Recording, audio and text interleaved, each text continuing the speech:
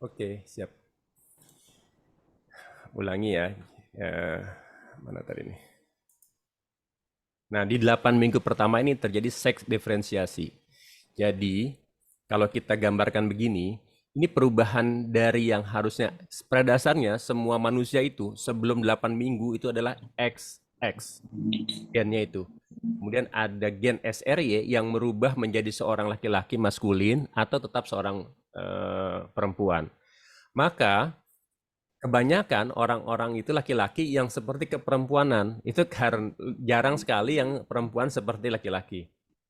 Kalau misalnya dia proses gennya itu secara apa tidak 100% terjadi, maka spektrumnya seperti ini nih.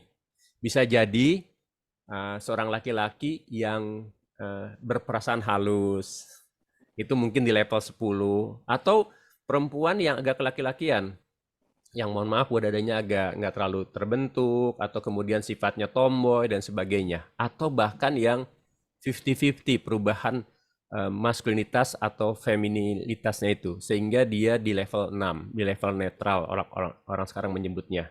Nah, itu yang sangat berbahaya, makanya dianjurkan 8 minggu pertama itu kita sebaiknya mendengarkan hal-hal yang baik-baik. Kalau lagi nonton film-film yang Korea atau sebagainya, cari benar-benar yang positif.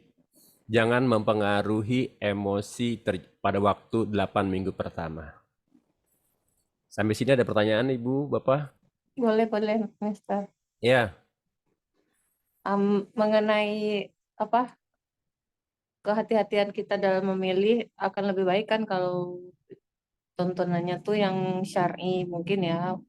Kalau yang orangnya nggak neko-neko atau nggak terlalu kekinian lah ibu-ibunya gitu kan. Tapi eh, ada tuh teman beliau tuh di umur 6 bulan baru tahu kalau hamil, Mister. Itu hal yang sangat di luar ya, nalar, di luar nurul. iya itu Tapi yang bahayanya. Karena di minggu ke-16 itu, ini 16 itu berarti kalau dibagi 4, 4 bulan ya. Itu bayi itu sudah mulai mendengar detak jantung seorang ibu. Jadi akan seperti apa ada bayi yang kedekatan seorang bayi merasakan rasa nyaman detak jantung ibunya. Di minggu ke-24, 24 itu hampir 6 bulan ya, bayi itu bisa mendengar percakapan yang dari luar. Jadi pernah ada kasus bagaimana seorang anak merasa jauh dari ayahnya. Padahal ayahnya seorang yang baik, seorang yang sangat memperhatikan anaknya. Begitu kita telusuri kasus tersebut, ternyata di minggu-minggu di 6 bulan tersebut, ayahnya seperti berdiskusi dengan ibunya, awalnya bahwa bayi ini akan digugurkan.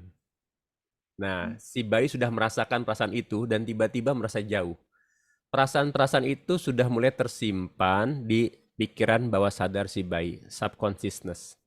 Jadi si anak itu setelah besar dia mengetahui apa penyebabnya, tapi tidak ada rasa nyaman ketika dekat dengan ayahnya. Kemudian di 120 hari itu ruh sudah ditiupkan, tapi yang harus diperhatikan dari 8 minggu terus bertahap itu kita harus sudah mengkonsumsi yang baik-baik, baik dari makanan ataupun asupan rohani, asupan psikologi. Jadi itu yang harus diperhatikan. Nah ini spektrumnya yang tadi saya bilang itu. Nah, apa sih yang menyebabkan itu? Pertama, kalau spektrumnya terlalu luas gini, itu faktor genetik atau hormonal imbalance. Makanya orang-orang yang eh, berubah ingin transgender menjadi perempuan, mereka menyuntikkan hormon-hormon estrogen. Atau wanita yang ingin seperti laki-laki, dia membooster hormon testosteron.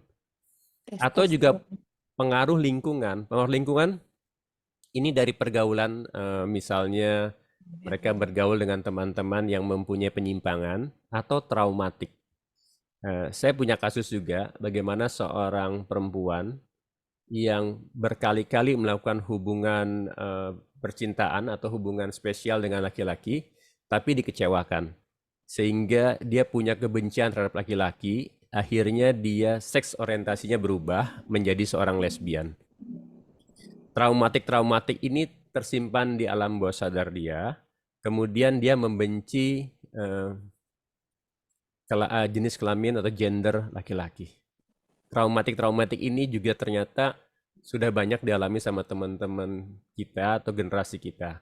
Dan alhamdulillah sekarang ini sudah sembuh. Kemudian menurut penelitian dari IPB, juga pestisida. Pestisida itu akan meningkatkan hormon yang kewanitaan. Jadi ibu-ibu hamil kalau misalnya makan sayur-sayuran, ini penelitian ini masih perlu diuji ya, tapi ini statement ini keluar dari rektor IPB. Jadi Tapi belum udah dipublikasikan sebenarnya. Perlu diuji lagi di beberapa jurnal. Tapi ini ya, tetap kita harus hati-hati ya. Jadi konsumsi makanan-makanan yang mengandung pestisida, apalagi selama kehamilan, sebaiknya kalau orang Sunda mah makanan-makanan kan pada sayur-sayur yang mentah itu dicuci dengan sempurna lah, dengan sebaik-baiknya untuk mengurangi pengaruh pestisida. berarti mungkin bisa juga dialihkan ke sayuran yang apa tuh ya Mas? Ya Pak, yang kalau yang bebas pestisida kan yang organik mungkin Organik. bagus ya, Oh, yang gitu. organik ya. Nah, sebenarnya kan ketika dia spektrumnya luas begini, yang jadi masalah ini adalah seks orientasinya. Bisa jadi seorang laki-laki sebenarnya gennya adalah XXX. Dia terbentuk oleh kelamin laki-laki, tapi ada perasaan yang tidak nyaman. Nah, seks orientasi ini yang harus diatur oleh agama. Jadi jangan sampai dia seks orientasinya benar-benar dilepas. Nah, ini yang kalau di Al-Quran, itu kaum Nabi Lut itu disebut dengan fahisyah, yang artinya perbuatan yang keji. Nah, kaum Nabi Lut juga itu pengaruh dari lingkungan. Jadi di kisah Nabi Lut itu, ketika terjadi paceklik, ada sekumpulan para imigran datang ke situ. Terjadi kecemburuan antara bangsa asli dengan bangsa imigran. Untuk mengusir imigran itu keluar dari daerah tersebut, dia melakukan eh, sebuah perilaku seks homoseksual, artinya dia menyetubuhi para itu dari belakang, dari laki-laki. Tujuannya adalah supaya Orang itu imigran keluar itu dari tidak daerah balik itu. lagi kapok. Tapi akhirnya dinikmatin oleh generasi tersebut. Akhirnya menyebar dan jadi sebuah kebudayaan. Itu faktor lingkungan. Kenapa sih laki-laki mengalami walaupun dari dubur ya, mengalami kenikmatan. Ternyata itu gesekan-gesekan pada kelenjar prostat laki-laki itu membuat kenikmatan juga. Nah, itu makanya faktor lingkungan sama adik-adik kita kecil kita itu harus benar-benar dijauhkan. Kita harus kontrol. Karena itu ada 4 faktor kira-kira yang kalau saya digaris bawahi. Itu yang pertama genetik yang nanti jadi hormonal imbalance, kita harus cegah itu dari 8 minggu pertama. Kemudian faktor environment, traumatik, dan juga pestisida. Ya, kira demikian. Kalau Environment. Ya, itu diajak apa namanya misalnya anak cowok punya anak cowok ya, tapi terus diajak mainan boneka kayak gitu, mainan-mainan anak cewek itu bisa ngaruh nggak sih? pada dasarnya semua laki-laki dan perempuan itu masing-masing juga punya hormon. Saya punya hormon estrogen, tapi dalam jumlah yang terbatas. Kalau hormon estrogennya itu distimulan oleh perilaku-perilaku seperti itu bisa juga akan meningkat. Atau juga kode-kode genetika yang dorman sebagai perempuan, sebagai laki-laki didormankan yang gen perempuannya itu bisa aktif. Makanya gen itu nanti kita bahas akan bisa dipengaruhi oleh lingkungan. Itu kira-kira. Ini Mbak ya? Izin Iya. nanya, Mister, Ya, kenapa? yang tadi yang mengenai perilaku homoseksual itu karena pada dasarnya laki-laki juga apa tadi waktu adanya gesekan apa ya Mister Prostat, prostat. prostat itu yang mana? Ah, kelenjar prostat ya? Ya, Ya, nanti dibahasnya di yang lain ya. Ya, biar biar ngeh gitu. ya, ya. Ya, dekat-dekat dubur situ. Oke, Oh, berikutnya adalah kelenjar prostat. eh, disarankan memang menggunakan persalinan normal ya. Kenapa persalinan normal? Karena pertama, ketika bayi itu akan keluar, maka dipaparkan mikroba-mikroba atau bakteri-bakteri yang hampir mirip dengan alam. Jadi si bayi itu kulitnya Punya terpapar antibody. oleh bakteri-bakteri yang akan berhadapan dengan alam. Yang jadi Padahal antibody. bakteri-bakteri pencernaan kita itu 80% kan bakteri. Jadi kenapa anak-anak yang terlahir secara normal itu daya tahan tubuhnya lebih baik daripada anak-anak Anak-anak yang melalui proses bersalin. sesar, kira-kira seperti itu. Kemudian ini terjadi lonjakan luar biasa ya pada waktu kita bayi itu. Itu terjadi perubahan perkembangan otak yang luar biasa. Siapkan anak kita itu tidur yang cukup. Jangan terganggu oleh hal-hal yang bersifat berisik atau apa. Kenapa? Karena 60% energi bayi itu digunakan untuk perkembangan otaknya. Jadi kalau bayi terganggu tidurnya, kurang tidak cukup tidurnya, selalu terbangun, maka proses perkembangan otaknya itu tidak bisa sempurna, tidak bisa maksimal. Itu jadi tolong nanti yang punya masih mamah-mamah muda, yang masih punya baby atau segala macam, diperhatikan untuk menjaga agar bayi bisa tidur dengan nyenyak di awal-awal bulan. Termasuk Kemudian kalau setelkan murotal, Ustaz. sebaiknya pada waktu tidur itu benar-benar harus yang deep sleep sih sebenarnya. Deep sleep. Deep sleep itu tidur nyaman. Kalau murotalnya itu mungkin suaranya nggak terlalu kencang sehingga dia memasukin tidur yang dalam. Karena perkembangan otak itu akan maksimal di tidur yang dalam, di deep sleep. Nah, kemudian di 12 bulan itu, 1 tahunnya misalnya, bayi itu otaknya 2 kali volumenya daripada pertama kali lahir. Jadi ini masa yang cukup dramatis ya 2 kalinya. Jadi tadi saya katakan asupannya ASI-nya cukup dan juga tidurnya nyenyak. Nah, kenapa sih kita butuh kalau anak-anak bangun itu butuh dipeluk, butuh disayang. Nah, itu sebenarnya salah satu tujuannya adalah untuk mengaktifasi bagian otak yang namanya hipokampus.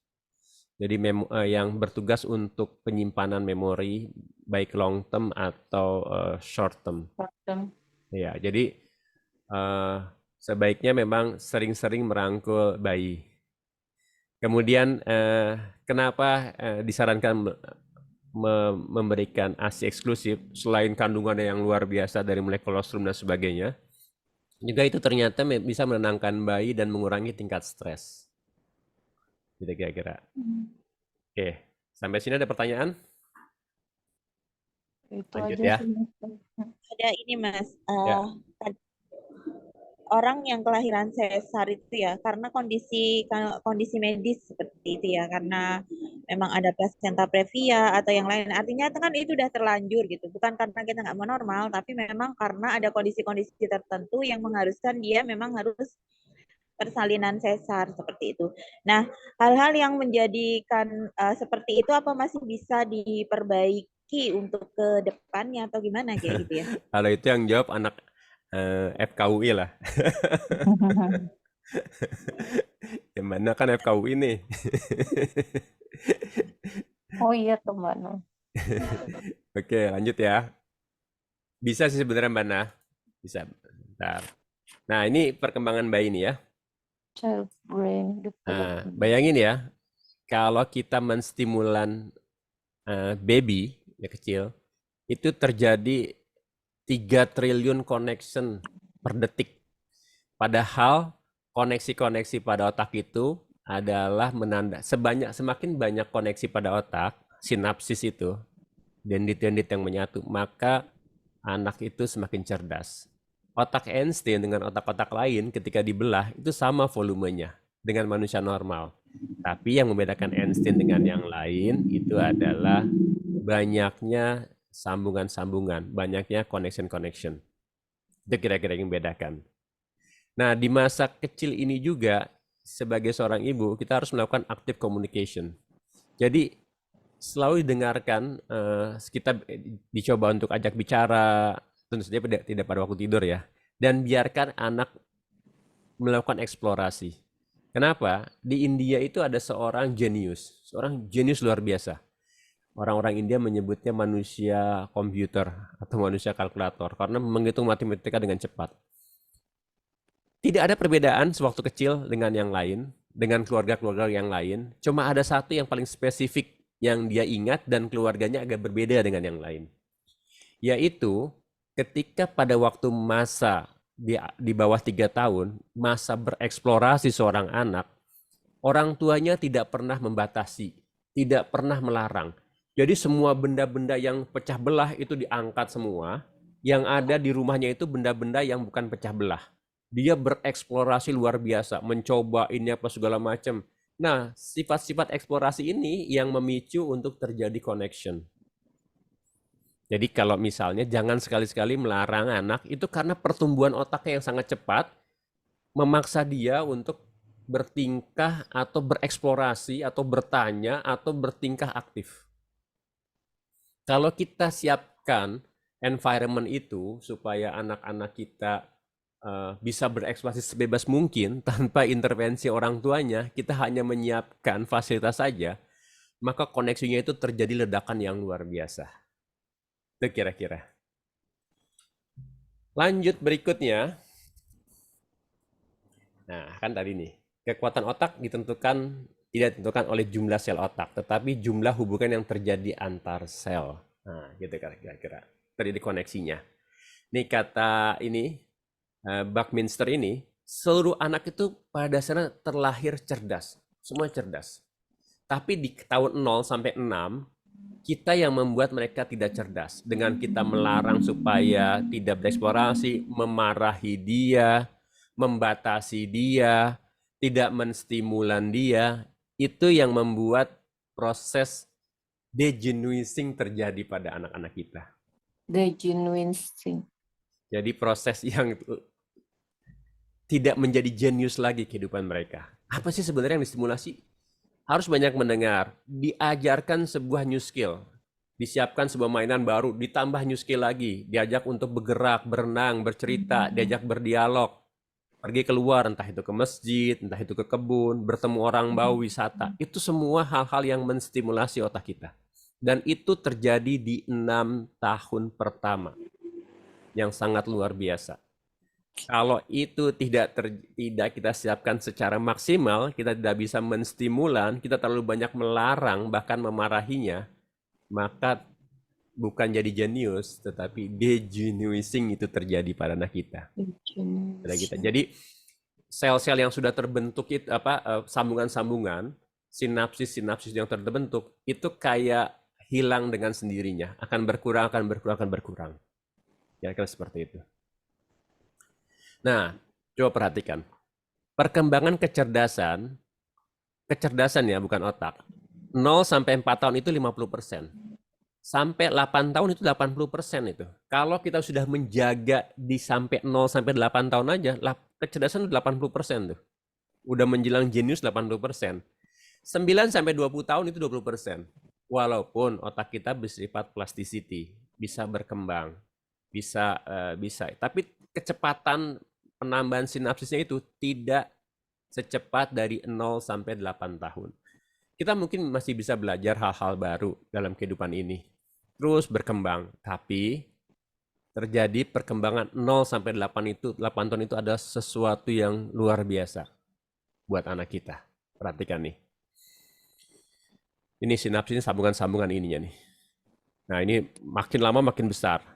Nah, 8 sampai 18 tahun kalau tidak terus distimulan, ini terjadi penurunan nih. Bahkan nih, anak yang tidak mendapatkan lingkungan yang merangsang pertumbuhan otaknya, maka otaknya itu lebih kecil, 20 sampai 30% dari ukuran anak normal. Jadi kalau misalnya ada orang yang ada masalah atau ada kurang cerdas, kita selalu bilang kan, ini kurang main, kira-kira mainnya kurang jauh. Nah, itu karena 20 sampai 30% doang otaknya yang bisa berkembang. Dia tidak kecerdasannya rata-rata atau bahkan di bawah rata-rata. Gitu kira-kira. Nah, untuk anak-anak yang mengalami child abuse, Maka neuronnya itu tersambung, tapi kalau lihat Putus-putus. strukturnya itu ya tidak terstruktur, tidak membentuk kecerdasan. Nah, kita lanjutkan nih ya. Stop memarahi anak. Kenapa? Rasulullah tidak pernah sekalipun mencela, memarahi, atau memukul, bahkan menunjukkan wajah masam ketika menegur anaknya. Ada kasus di mana Rasulullah menyuruh Zaid bin Haritsah ke sebuah pasar, kemudian Rasulullah tunggu berjam-jam, tidak balik-balik. Kemudian Rasulullah menemui dia lagi di pasar sedang bermain. Apa yang terjadi? Rasulullah sama sekali nggak ini, dia tutup mata Zaid bin Haritsah dari belakang sambil ketawa. Terus kemudian Zaid ngelihat Rasulullah, Rasulullah tidak menunjukkan wajah masamnya. Akhirnya Zaid menunaikan apa yang disuruh Rasulullah. Sama sekali beliau tidak menunjukkan rasa masam, kesal sama sekali. Allahumma Kenapa? sholli. Ini pertanyaannya kenapa?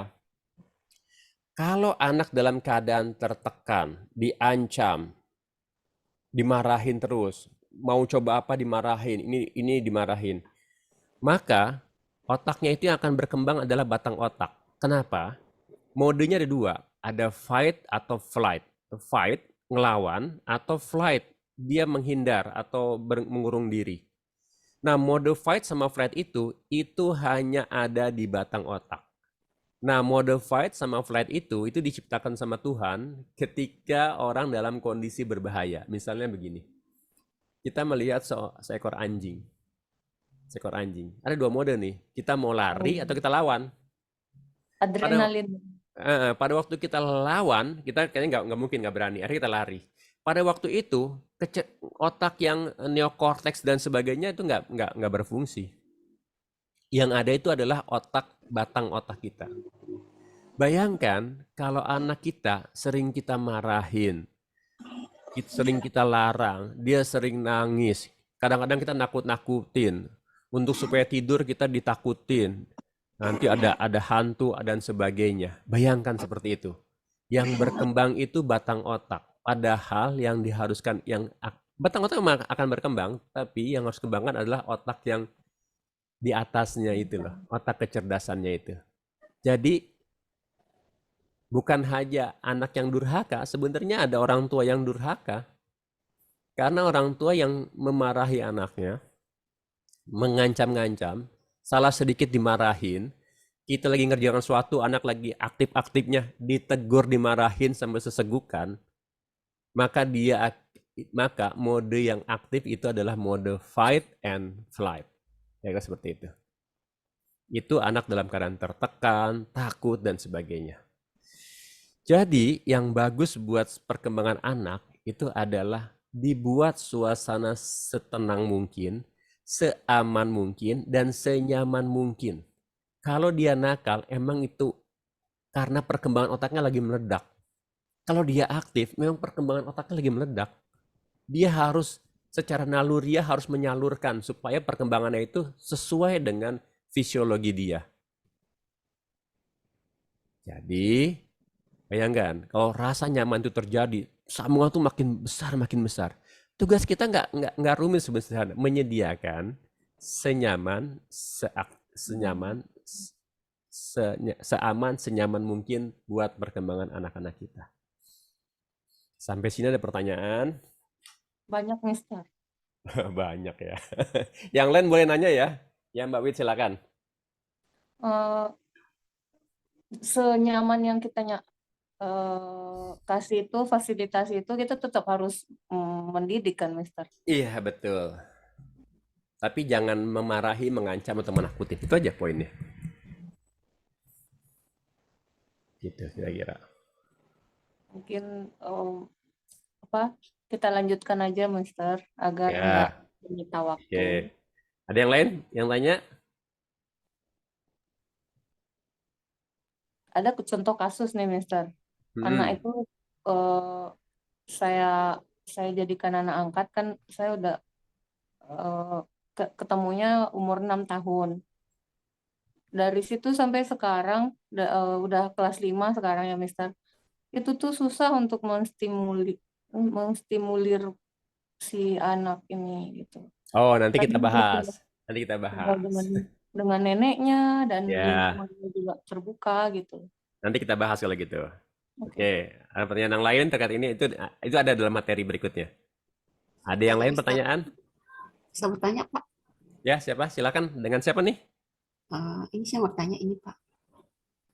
Dengan Mbak siapa? Eh, Ibu siapa? Halo? halo, Ya. Mbak Santi itu. Oh, Santi. Mungkin lupa ya namanya. Ya, lanjut, lanjut. saya Kenapa, mau tanya San? ini benar ini. Ini kan masalah tadi mengenai tidak terdapatnya suplai mikroorganisme pada saat melahirkan. Nah, sekarang kan teknologi berkembang, sementara ini kan saya pernah itu. Kita kan berkembangnya itu dari beberapa artikel saya lihat, dia mengambil isolasi bakteri probiotik dari vagina sebagai prebiotik untuk bayi.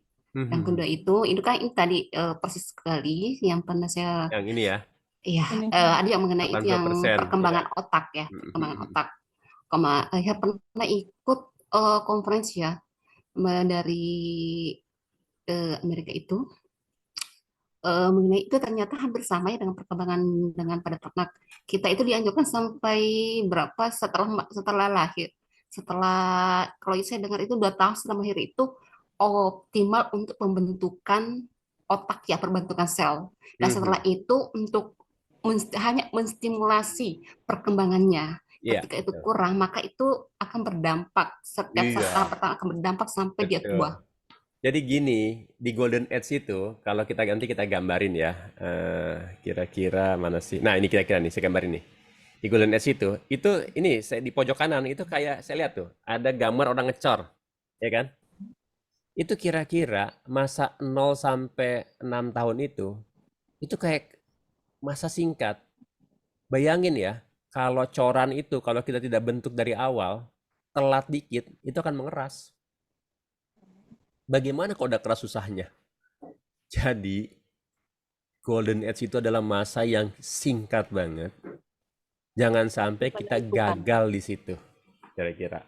Itu seperti kita mau ngecor itu bangunan. Nah, Kira-kira. ini bertanya, ini kan masalah genetik ya. Ya, Walaupun genetiknya optimal, tetapi itu lingkungannya tidak optimal, itu bisa mempengaruhi. sangat. 99% itu dipengaruhi oleh lingkungan. Iya, betul. Makanya setelah itu berkembang, maka harus kita pintar menempatkan di mana posisinya itu anak. Nanti akan dibahas selanjutnya. Ya. Menstimulannya karakter anak itu seperti apa? Oke. Ada lagi? San, nanti dibahas ya, San. Terima kasih, San. Ada lagi yang lain? Lanjut dulu, Mas. Lanjut dulu. Oke. Nah, role model nih. Apa sih? Kita harus pertama menstimulat. Stimulat apapun. Yang kedua, golden age harus diperhatikan. Kita harus mencari kecerdasan anak tuh tipenya seperti apa. Merubah mindsetnya di awal. Kemudian ada optimum learning state. Kondisi belajar anak yang sampai flow state yang nyaman. Dan berikutnya ada storytelling. Kenapa kita memerlukan storytelling buat anak-anak kita. Lanjut ya. Nih. Nah, ini stimulan nih. Anak yang mendapat stimulasi lingkungan, Pendidikan. Niko ini ketutup nih. Dan pendidikan yang tepat di usia dini, nah ini lihat nih, akan percaya diri, akan berani tampil. Tinggal lawannya aja kalau anak mendapatkan child abuse atau tidak Oh, distimulasi oleh lingkungan yang tepat, maka lawannya ini tidak percaya diri dan tidak berani tampil. Mampu bekerja sama dan menghargai pendapat orang lain. Dia tidak bisa bekerja sama, sering cekcok ketika terjadi tidak bisa teamwork dan sebagainya. Bisa bertanggung jawab, bergerak, bereksplorasi. Itu anak gitu loh. Itu anak yang kalau misalnya diam saja, itu perlu dipertanyakan. Nah ini golden age ya. Rasulullah pernah bilang nih, dalam tubuh manusia itu ada segumpal daging. Kalau segumpal daging itu baik, maka baiklah seluruh tubuhnya. Tetapi bila rusak, maka rusaklah. Orang bilang itu kolbu. Kolbu itu sebenarnya adalah subconsciousness kita yang berada di otak kanan kita. Nah, juga Ali bin Abi Thalib bilang, Don't raise your children the way your parents raise you, because they were born for a different time. Jadi jangan coba kita Mengaji. mengasuh atau membesarkan atau parenting anak kita seperti cara orang tua kita membesarkan kita. Beda banget. Different time. Iya, karena mereka dilahirkan itu ya untuk menutupi, Mengikuti zamannya. mengikuti milenial ini. Milenial ini Allah udah siapin nih. Generasi ini disiapkan Gitu. untuk milenial. Karena zaman akan begini. Berikutnya Gen Z dan sebagainya. Jangan anak Gen Z dididik seperti anak baby boomer. Udah tua banget. Nah, itu yang kurang tepat. Makanya Ali bin Abi Thalib udah bilang, don't raise your children the way your parents raise you. Nah, yang berikutnya adalah berbagai penelitian nih, terutama di India, 88% subconsciousness kita itu atau pikiran bawah sadar itu mengendalikan hidup kita. Takdir kita, akhlak kita, akhirat kita, akibat kelakuan kita itu ditentukan dari subconsciousness 88%. Akhlak kita yang merespon terhadap sebuah peristiwa dan sebagainya itu terada di subconsciousness, di pikiran bawah sadar. Pikiran bawah sadar itu terbentuk secara sempurna di 6 tahun pertama, di Golden Age. Ini saya jelasin berikutnya ya. Apa sih yang terjadi gitu loh. Nah, lihat nih. Secara garis besar, otak kita tuh ada conscious mind dan subconscious mind. Di tengah-tengahnya itu ada critical filter atau otak analisis. Ya. Ini dibangun dari 0 sampai 8 tahun nih, critical analisis. 11 tahun itu udah tertutup secara sempurna. Sehingga informasi yang ada di subconsciousness yang dari 0 sampai 6 tahun terutama yang masa golden age-nya itu sudah terbentuk jadi sebuah informasi, jadi sebuah data, jadi sebuah skrip, jadi sebuah program yang kalau orang lain mencoba untuk masuk ke subconsciousness ini, maka ditolak oleh critical filter atau critical area. Misalnya begini, 11 tahun, anak kita dulunya nurut gitu. Tapi 11 tahun kenapa tiba-tiba ngebantah? Udah mulai ngebantah mama ya, udah mulai ngebantah ayah ya. Abi udah nggak suka deh, kamu udah nggak nurut lagi. Sebenarnya itu yang terjadi karena critical area dia tertutup. Misalnya begini, seorang anak punya informasi yang salah yang kita tanamkan di sini, ya di bawah subconscious ini, jadi sebuah informasi. Misalnya begini, anak kecil ketika melihat percekcokan ayah dan ibunya, ya ayah dan ibunya. Setiap hari berantem. Dia tidak dimarahin, tapi dia ngeliat berantem. Dia mikir bahwa pernikahan itu adalah percekcokan, tidak nyaman. Itu akhirnya jadi program dia. Ditutup oleh critical factor. Nah, ini ada otak sadar kita nih, otak berpikir kita apa segala macam. Otak berpikir kita jelas bahwa kita pada dasarnya adalah suka, gitu kan? Suka dengan lawan jenis.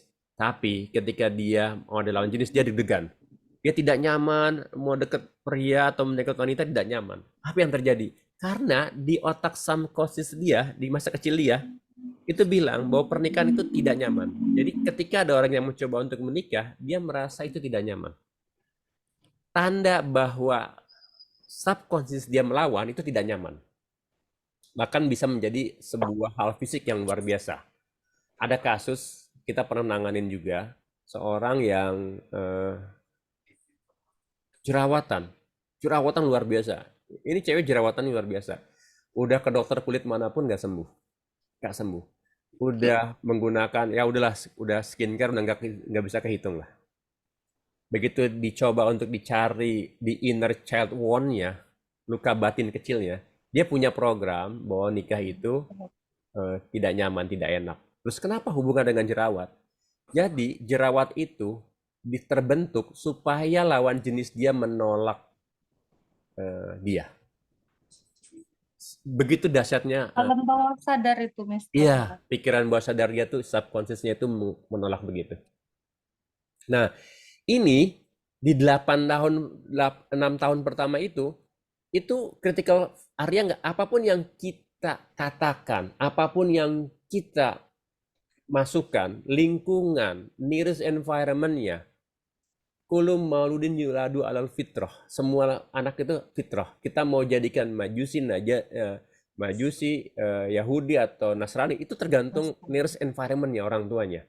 Jadi dia menyerap itu seperti spons menyerap air, tanpa filter.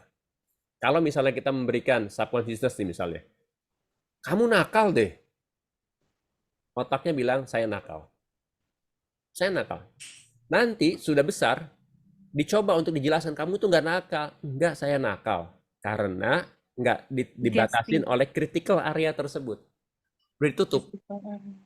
Nanti kita ajarin, gimana caranya ngebuka critical area untuk merekonstruksi, memberikan informasi baru terhadap subconsciousness. Karena ini dampaknya kepada akhlak, kepada attitude, kepada behavior kita. Itu dampak luar biasa. Jadi tetap bisa dikasih trik. Dikonstruksi ulang bisa.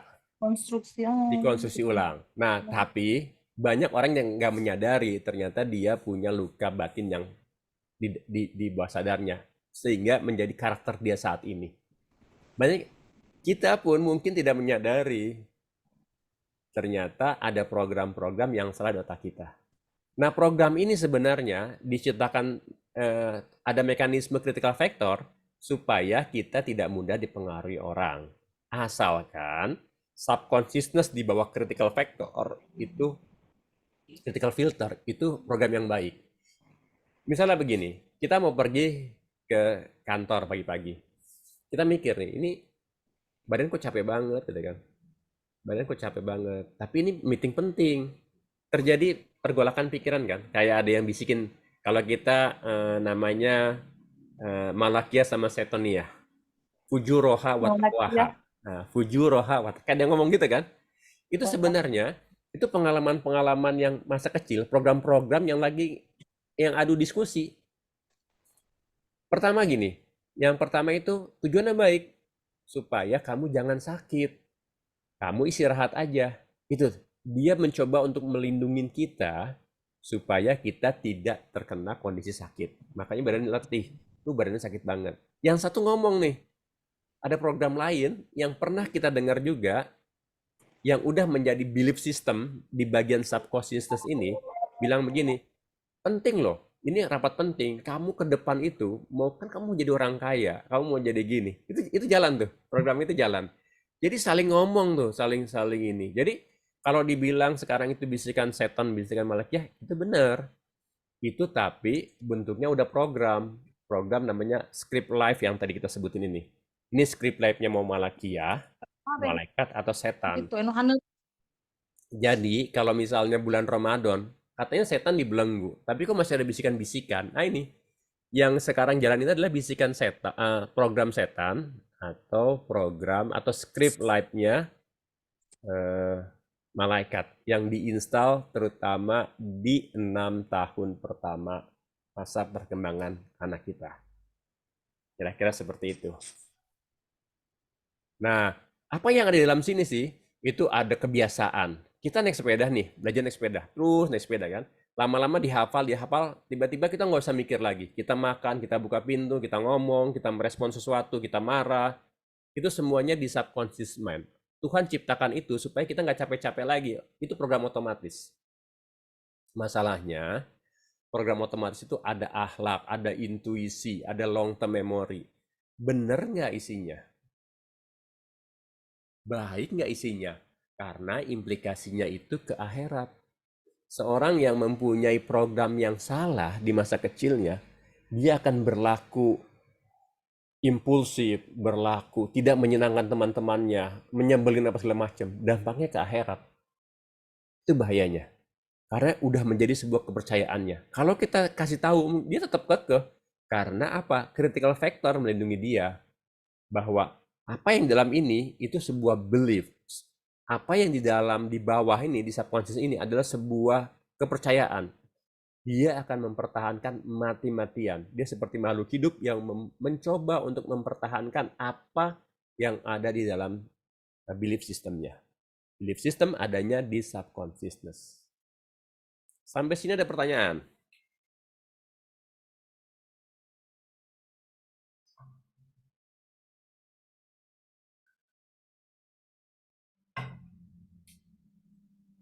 Ada pertanyaan?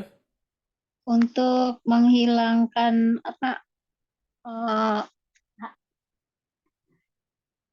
hal-hal yang buruk, untuk Waduh. menghilangkan hal-hal yang buruk yang terekam di alam bawah sadar kita tuh caranya gimana?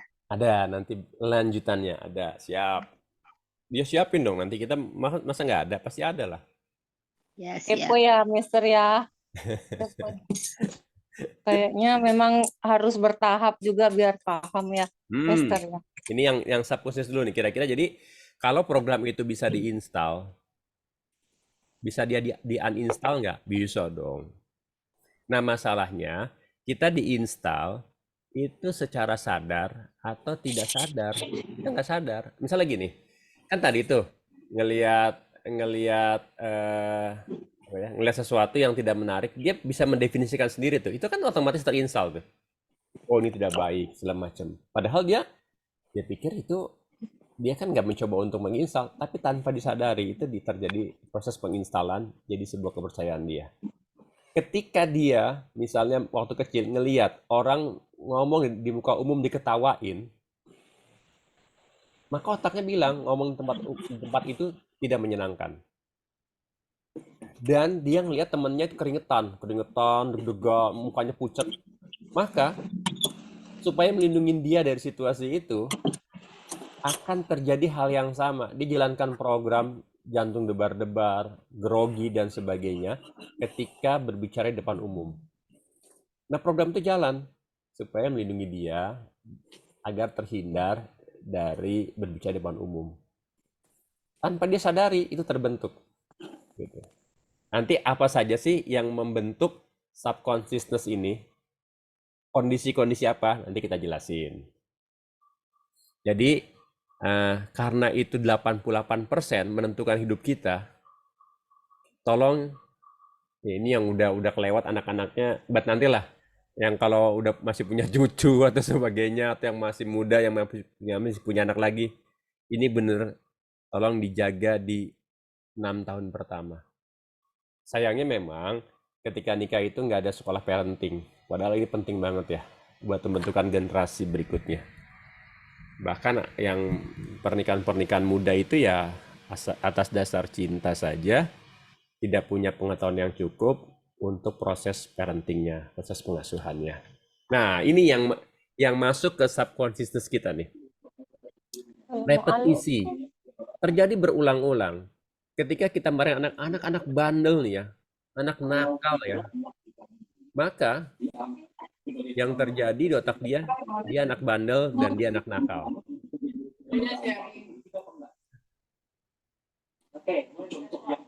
Suara siapa nih?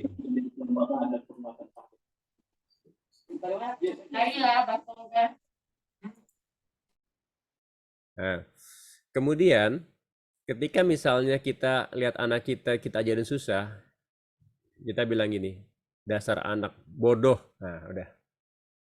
Maka di otak dia terjadi bahwa dia adalah orang yang bodoh. Ketika dia mencoba untuk mempelajari sesuatu dengan sungguh-sungguh, tapi otak programnya bilang bahwa dia anak bodoh, maka dia tidak bisa maksimal. Beberapa bagian otaknya menutup diri untuk bereksplorasi. Kecerdasannya di beberapa tempat ditutup.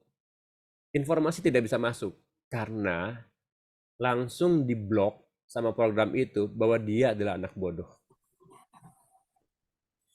Itu namanya sugesti bukan ya, Mister? Iya, sugesti, tapi yang terbentuk di masa kecil kita. Alhamdulillah. Ya, kira gitu. Maaf, Mister, saya ada adik. Ya, lanjut aja. Kemudian yang berikutnya itulah authority figure, figur otoritatif. Kadang-kadang nih, kita udah kebentuk nih di masa kecil kita begini. Tapi ada orang yang sangat kita percayai, yang kita sangat yakin bahwa orang itu mengerti di bidangnya, kemudian sangat sangat kita percaya bahwa dia sangat ngerti, seorang tokoh agama dan sebagainya mengatakan demikian, itu critical factor kita, critical area kita itu terbuka. Informasi itu bisa masuk mengalir, kemudian jadi sebuah program baru. Masalahnya program baru ini apa sering diulang-ulang nggak sih? Direpetisin? Harus. Misalnya begini, ketika kita naik gunung, kita injek rumput, kemudian rumput itu diinjak berkali-kali oleh pendaki-pendaki lain, maka menjadi jalur setapak. Ya. Tapi kalau jalur itu tidak digunakan lagi, rumput akan tumbuh kembali. Nah, untuk menjadi sebuah keyakinan yang dalam, ya, pemahaman dari figur otoritatif itu harus sebaiknya diulang-ulang. Kita harus sering mendengarkan hal-hal yang semacam itu. Jadi selain repetisi yang mengulang-ulang, di agama kan kita diajarkan untuk berzikir ya. Berzikir dalam keadaan tenang, dalam keadaan khusyuk. Kenapa dalam tenang khusyuk? Itu kalau kita sudah menenangkan diri, critical area kita yang otak analisisnya itu diistirahatkan. Maka kita bisa mengkonstruksi program-program baru, program-program ketuhanan, apapun ketika mengistirahatkan critical area sebagai benteng untuk atau gerbang untuk memasuki subconsciousness kita. Yang berikutnya oleh tradisi yang berulang-ulang di keluarga menjadikan sebuah keyakinan buat kita. Itu juga membentuk belief system kita, kepercayaan kita di subconsciousness. Atau peristiwa yang menggunakan emosi yang luar biasa. Ketika kita ketakutan, ketika kita traumatik, ketika kita fobia, itu kan ada nuansa emosi dalamnya. Ketika kehilangan orang yang dicintai, ketika ditinggalkan oleh orang yang sangat disayangi, dan sebagainya. Atau peristiwa terjadi tenggelam, tabrakan, dimarahin sampai dalam banget. Itu emosi yang cukup intens. Itu bisa merubah subconsciousness kita. Yang berikutnya adalah posisi yang hipnosis, posisi relax. Posisi relax itu adalah posisi yang kita nyaman sekali, nyaman, tenang. Nah, ketika sudah tenang dan nyaman itu, kalau dalam bahasa sholat namanya khusyuk, jadi kita hanya bisa memfokuskan pada satu aktivitas, kemudian kita merasa tenang dan nyaman, itu namanya kondisi hipnosis. Di situ critical area kita terbuka. Jadi kalau mau mengsugesti atau mau memberikan masukan yang positif kepada anak kita harus tahu di posisi hipnosis yang mana anak kita itu. Di hipnosis state yang mana kita bisa masuk ke anak kita itu. Jangan-jangan selama ini kita marahin, kita maki anak kita, ternyata di posisi yang sangat hipnosis, posisi yang tingkat sugestibilitasnya sangat tinggi, dan itu menjadi belief system yang tanpa disadari jadi program yang permanen dan bagian dari akhlak anak-anak kita. Lanjut. Nah, ini lihat nih. Hipnosis state anak kita tuh kira-kira begini. Ketika dia asik main game atau melukis, sampai fokus main gamenya, otak critical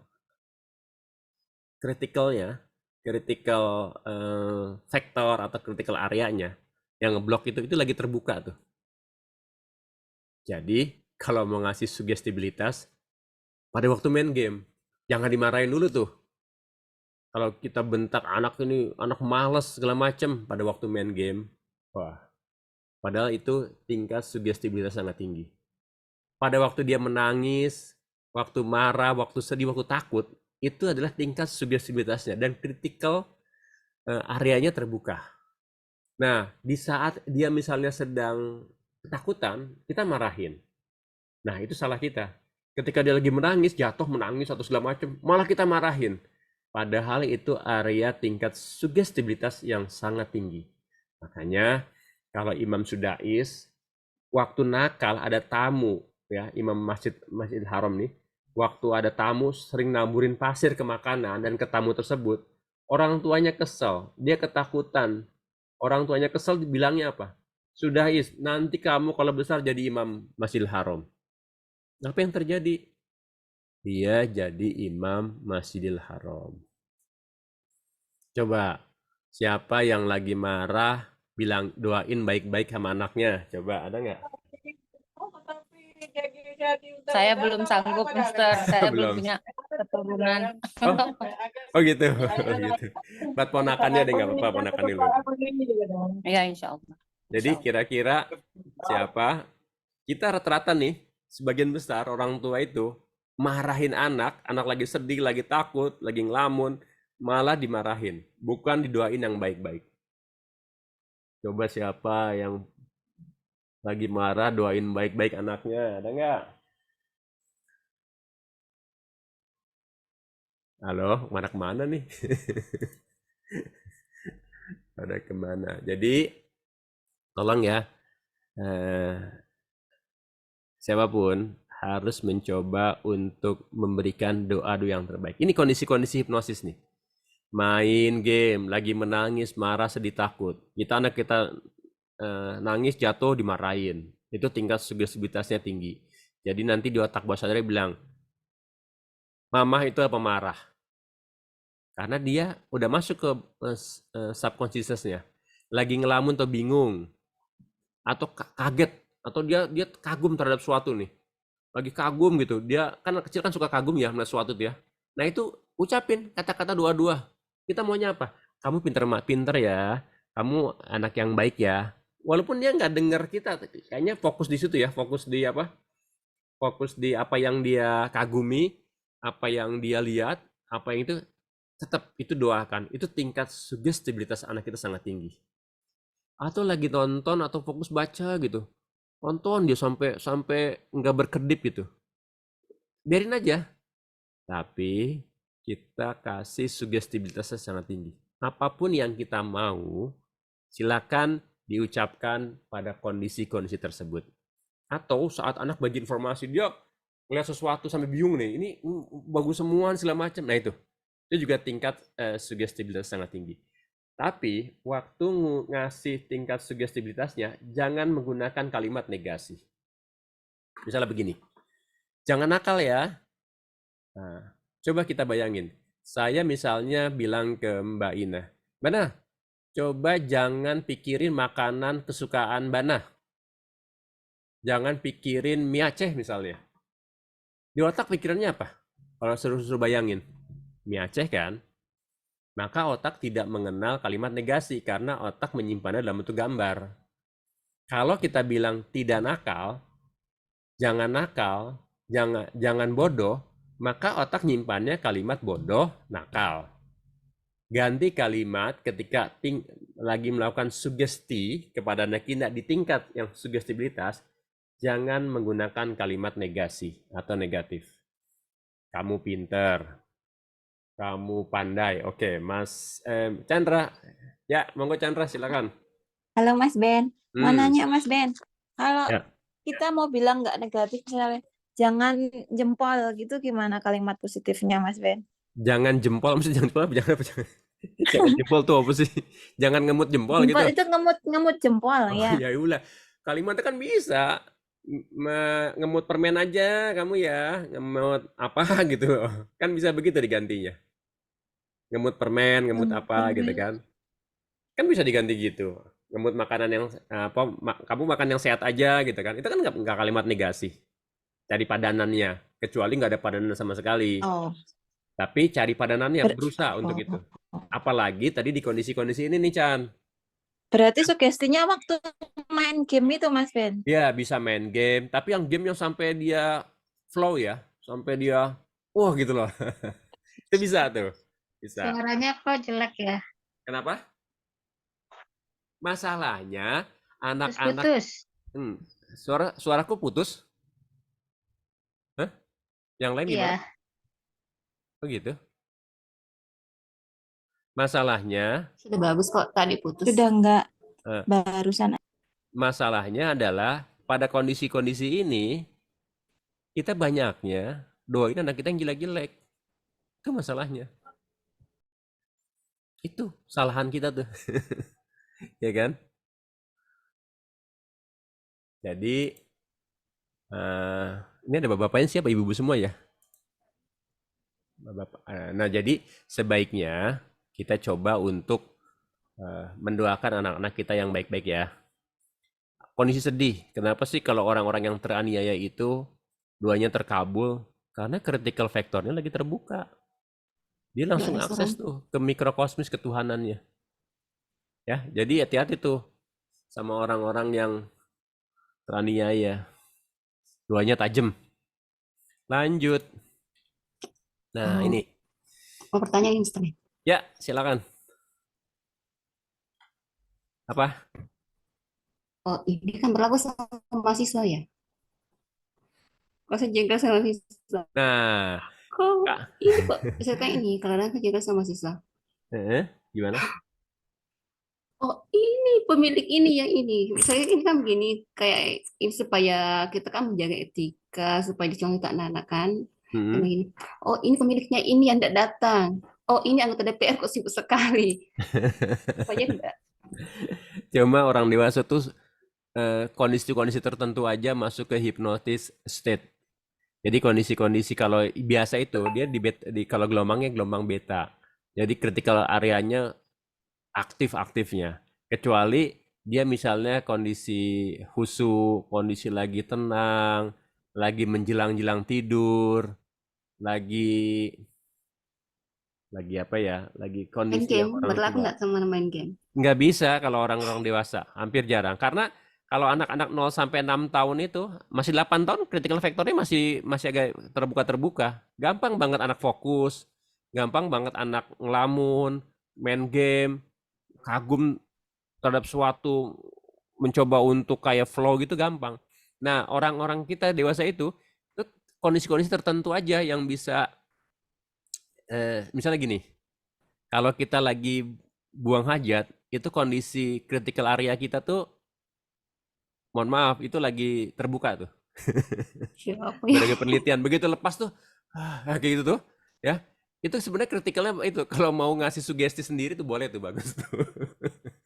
Itu beberapa penelitian mengatakan itu critical area-nya lagi terbuka.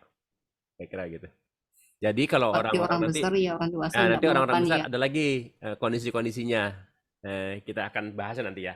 Ini kapan sih orang ini harus kita kasih. Tapi itu bisa dengan repetisi sebenarnya. Atau dari figur otoritatif. Figur yang dia sangat kagumi. Dan ini apa, gimana sih membentuk figur otoritatif? Apakah kita ada rapot, ada kedekatan secara batin dengan si yang mau kita sugesti? Terus kita bentuk dulu tuh keakraban kedekatannya. Nanti di slide berikutnya juga akan dijelasin nih. Nanti buat orang dewasa kita bisa terapin. Selanjutnya, San. Nah, ini menarik nih. Nah, kegagalan yang tadi nih di intensitas emosi yang cukup dalam terjadi pada waktu masa kecil itu akan membentuk, sering dengar kan namanya inner child gitu kan. Wah, ini kasus inner child di IG kan, di Instagram itu kan suka rame tuh lagi. Wah, inner child-nya. Sebenarnya luka batin itu di masa kecil itu bisa membentuk orang menjadi pribadi yang agak unik. Bahkan beberapa kasus inner child wound-nya ini itu bisa membentuk karakter yang sangat unik setelah menjadi dewasa. Dia merasa tidak ada masalah dengan hidupnya. Tapi ketika orang berinteraksi dia, itu akan masalah. Misalnya contohnya begini. Abandonment wound. Ini mereka tuh merasa tidak suka atau takut ketinggalan dari orang lain. Kayaknya rasanya nggak nyaman kalau sendirian. Sangat dependent banget terhadap orang lain. Itu waktu kecil, umumnya menurut Carl Gustav Jung, ini nih muridnya si Sigmund Freud tapi akhirnya berbeda aliran. Dia murid terbaiknya, tapi berbeda aliran. Dia bilang begini, di inner child itu, orang yang biasanya ditinggal atau berpisah oleh orang yang tersayang, nanti saat dewasa, ya kalau itu nggak direkonstruksi dengan benar, anak itu tidak dikasih kenyamanan, maka dia kayak dependent orangnya. Atau misalnya yang guilt worn. Waktu kecil dimarahi, sering dimarahi. Bahkan bukan hanya kekerasan secara mental, tapi kekerasan secara fisik juga. Orang tuanya negur dia di depan teman-temannya. Bayangin tuh. Dia merasa malu. Akhirnya dia punya self esteem yang sangat rendah. Dia memandang dirinya sangat rendah sekali dan suka menyalahkan diri sendiri. Nggak enakan, sungkan banget orangnya. Nah, dia ini kadang-kadang agak blow up, dikit-dikit udah mau memanipulasi bahwa ini orang lain ini bersalah lah, apa segala macem. Nah, ini biasanya terjadi karena terjadi kekerasan atau sering dimarahi di waktu kecil. Nah, ini namanya inner child wound, luka batin yang masa kecil. Atau yang trust wound, karena orang tua perceraian. Sekarang kan, wah, bercerai nggak apa-apa, anak kita sudah ngerti apa segala macam nggak? Dia tetap menyimpan di subconsciousness dia. Nanti dia ada merasa takut disakitin, curigaan sama orang lain. Curiga aja, bawaannya curiga, nggak bisa mempercayai orang lain. Ada perasaan insecure di macam-macam. Kalau sesuatu butuh validasi dari orang lain, tidak punya kepercayaan diri yang tinggi. Sangat posesif terhadap anak, terhadap pasangan. Kalau pasangan mungkin pecemburu yang luar biasa. Pencemburuan. Bahkan orang-orang dewasa yang setelah dewasa diputus berkali-kali sama orang yang paling disayanginya, itu bisa menjadi pencemburu yang luar biasa. Dia bersifat posesif. Tapi umumnya posesif yang terjadi terhadap pasangan, terhadap anak, itu karena trust wound atau dihianati orang tersayang atau perceraian pada orang tuanya, sehingga orang tuanya berpisah. Yang berikut adalah neglect wound. Dia diabaikan atau dibeda-bedakan dengan adik dan kakaknya. Kamu harusnya ngalah sama adik kamu. Kayaknya dia ada dibedakan. Dia merasa itu diabaikan. Adiknya lebih disayang. Ditelantarkan sama orang tuanya. Maka dia ini susah banget untuk move on. Jika terjadi masalah, nggak bisa lepas, nggak bisa letting go. Self rewardnya sangat rendah. Merasa dia itu melakukan usaha ini kok selalu salah mulu, gagal mulu. Dan orangnya itu untuk hal-hal yang sepele aja gampang meledak emosinya. Tapi uniknya dia berusaha untuk menjadi bad guy atau bad woman di hadapan orang. Seolah-olah dia orang yang sangat kokoh sekali. Padahal sebenarnya dalamnya rapuh. Itu menutupi dari neglect wound atau masa kecil di dalam dirinya yang belum selesai. Jadi kita bisa identifikasi diri kita nih kira-kira nih. Kita ini ada inner child wound nggak? Atau gabungan dari beberapa ini kita punya masalah nggak gitu kan? Selama itu tidak bertentangan dengan tujuan hidup kita atau niat cita-cita kita atau tidak berimpas kepada anak dan keluarga, is oke, masih oke.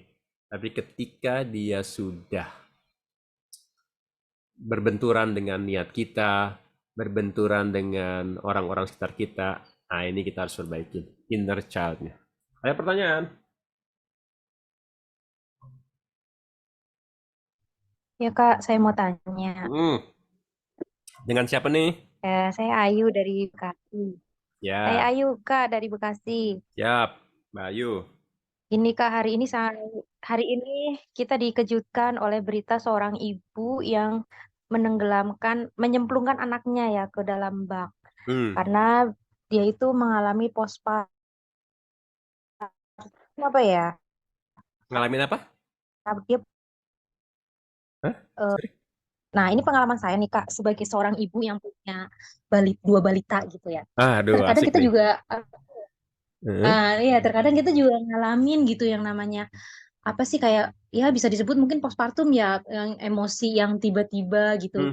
For example contohnya misalkan adiknya baru aja mau tidur kakaknya udah dateng gedebuk-gedebuk berisik. Nah otomatis kan terkadang kita sebagai seorang ibu juga yang imannya naik turun gitu ya. Kadang-kadang tuh kita suka apa ya, spontan gitu ngebentak kakaknya gitu, "Kakak Aduh, jangan jangan, berisik, adik jangan. tidur." Gitu kan ya, ada rasa kesel apalagi anak balita umur 3-4 tahun itu kan dia lagi apa ya, lagi Aktif-aktifnya. nggak mau diemnya gitu. Iya, nanti Nah, saya jelasin kadang kalau nggak diem. iya lagi aktif-aktif. Kadang saya kadang saya itu kalau habis ngebentak gitu ya sebagai seorang ibu kadang suka, aduh ya Allah aku nyesel banget nih habis maafin maafin ibu ya Kak gitu.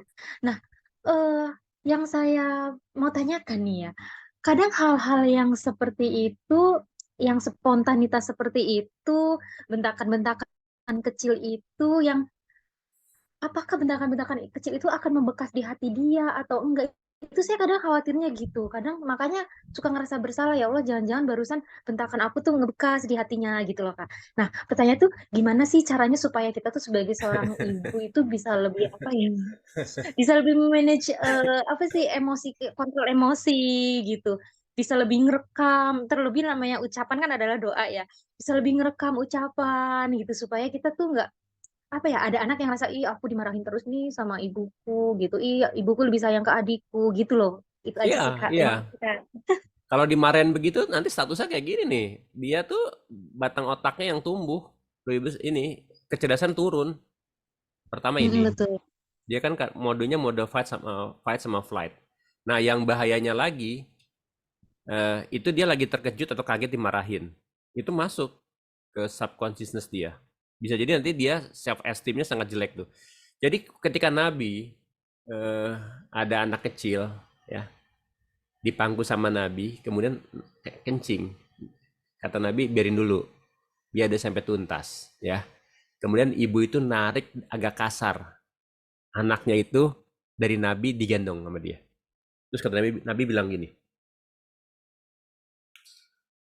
kencing anak ini kalau saya siram selesai, langsung bersih, langsung suci. Tapi inner child Lanjut dulu. wound-nya, luka di hatinya itu nggak bakal hilang. Itu Nabi bilang.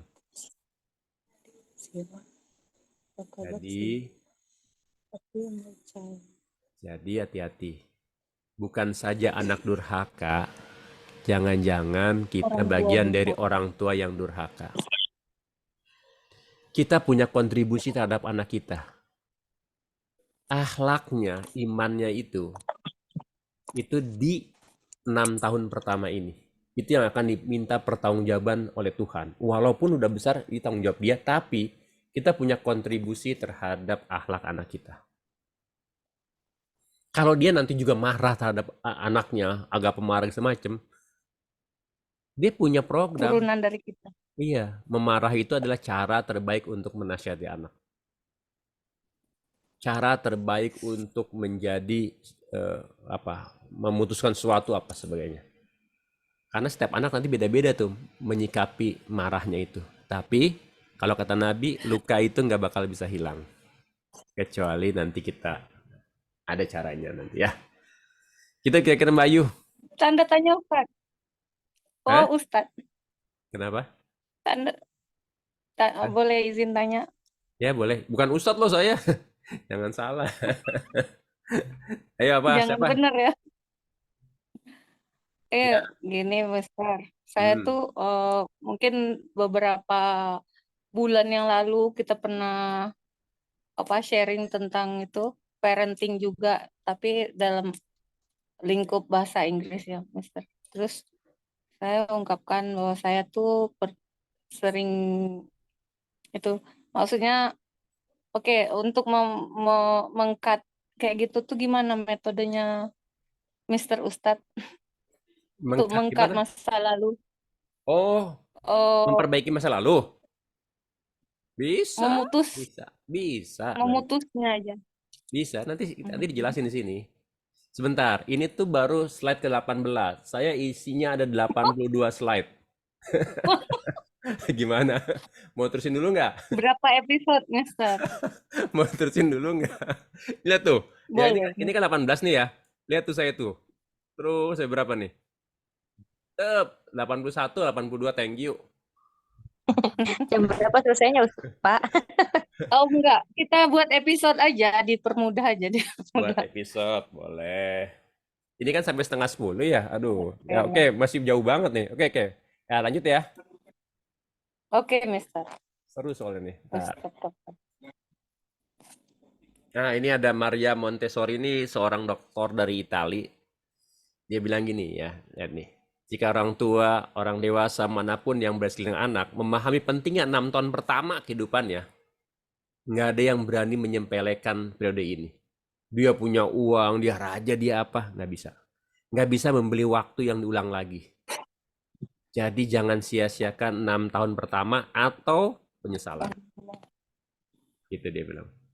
Dia bilang lagi, nggak ada anak yang nakal. Semua fitri, semua suci. Jadi mereka berteriak, mereka itu sebenarnya memenuhi tentang perkembangan otaknya aja. Kebutuhan mereka. Nanti kita jelasin. Kenapa anak akan begini-begini itu sebenarnya naluri dari otaknya. Kita cuma nyiapin, memfasilitasi aja nih supaya anak jangan sampai gimana-gimana.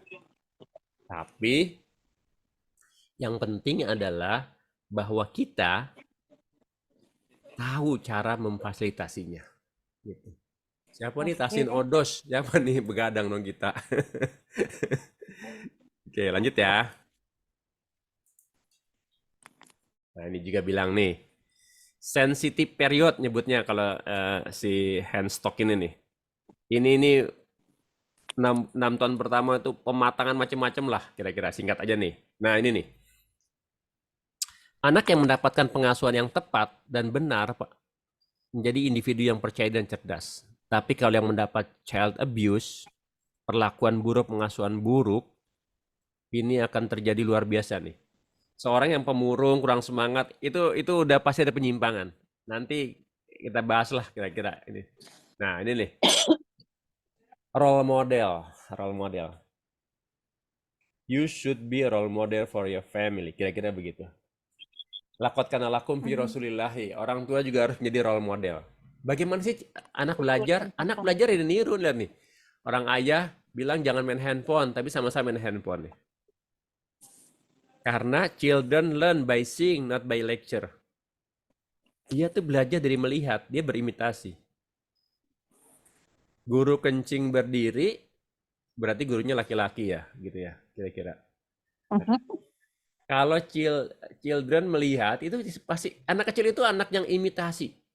Nah, kenapa sih waktu 6 tahun pertama kita sebagai role model nih, role model. Oh, dia nurut apa segala macem sama ayahnya apa segala macem, tapi lama-lama nggak nurut. Tapi sama gurunya nurut. Gurunya pun ngatasin anaknya nggak bisa. Harus sama guru sama anaknya guru pun sama guru yang lain.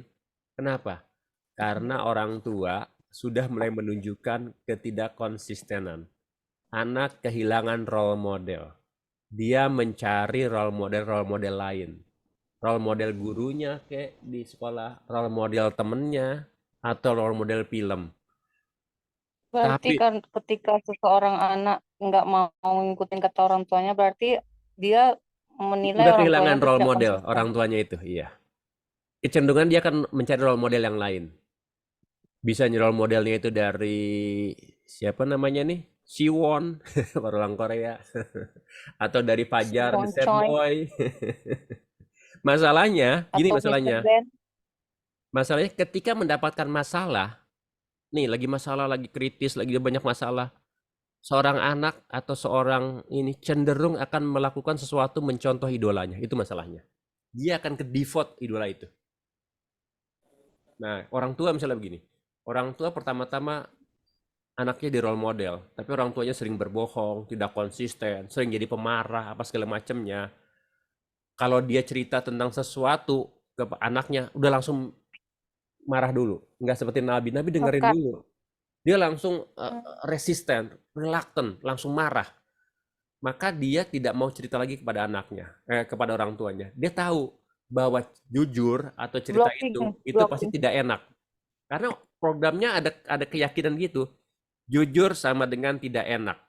Karena kita membalas kejujuran kita bukan dengan sesuatu yang diapresiasi, tapi membalas kejujuran kita dengan kemarahan. membalas kejujuran kita dengan hukuman, membalas kejujuran anak kita dengan sesuatu yang tidak nyaman. Maka di subconsciousness dia akan muncul jujur sama dengan tidak enak. Akhirnya bohong. Akhirnya di dunia nyata dia bisa Anak gimana? berbohong, dia bisa mencuri, apa segala macam, tidak ngaku dan sebagainya. Karena jujur sama dengan tidak nyaman. Dia tidak pernah, dia nggak akan cerita lagi masalah-masalahnya kepada keluarganya. Dia nggak mau. Dia lebih cerita kepada tantenya, kepada teman-temannya, kepada siapapun, tapi tidak kepada orang tuanya. Karena begitu ketemu orang tuanya, jujur sama Langsung dengan tidak nyaman. Jujur sama dengan mendapat hukuman. Nah, kayak gitu. Hah? Izin bertanya, Mister, untuk ini spesifikasinya ke apa, spesialis apa nih, Mister? Mister maksudnya spesifikasi pendidikannya apa? Siapa? Mister Ben ini Saya ya? ya, Siapa ya? Nggak tahu dan saya. Kan saya teman bahasa Inggris, bukan? Mister honest lah. Lanjut. Nah, ini kalau kita nggak ngikutin role model yang tidak menjadi role model buat anak kita, iklan tuh sudah banyak di luar.